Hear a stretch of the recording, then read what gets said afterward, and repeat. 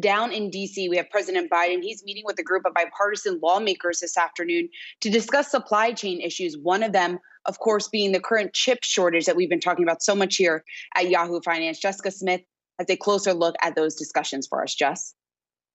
Yeah, Shauna, we saw President Biden briefly at the start of this meeting with the bipartisan group of lawmakers, and he talked a little bit about the vulnerabilities that we've seen in supply chains over the past year. He specifically pointed out those chips, that issue that we're dealing with right now, and then he talked about the PPE shortage that we saw at the beginning of the pandemic. So President Biden is signing an executive order today with the goal of preventing those types of situations. He's going to order a 100-day review of supply chains for semiconductors, rare earths, pharmaceuticals, and large capacity batteries. He's also going to sign a more in-depth review of 6 sectors: defense, public health, information technology, transportation, energy, and food production.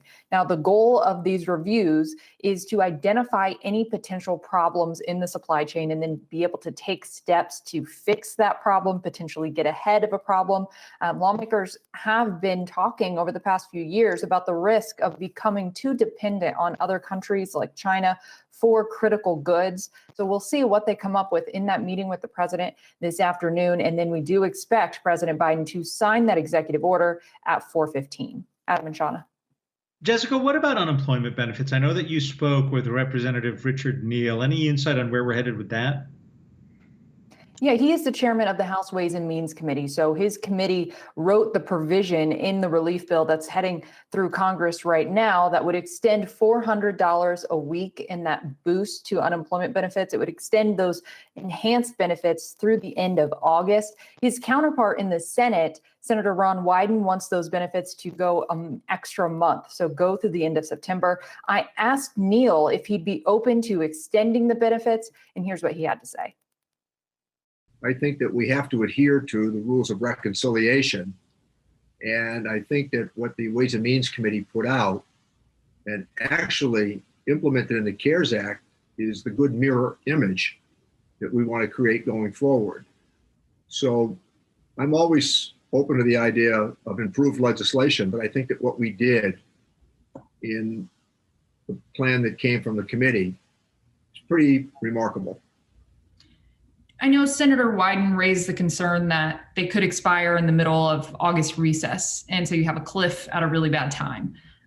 What do you say to that thought process? Well, I think that those are reasonable concerns, and if they can be addressed, we should.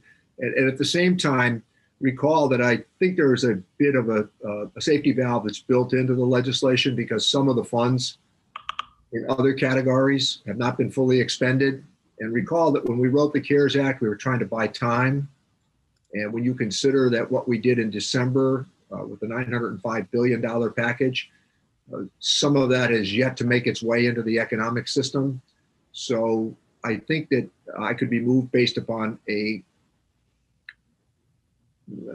pretty accurate assessment.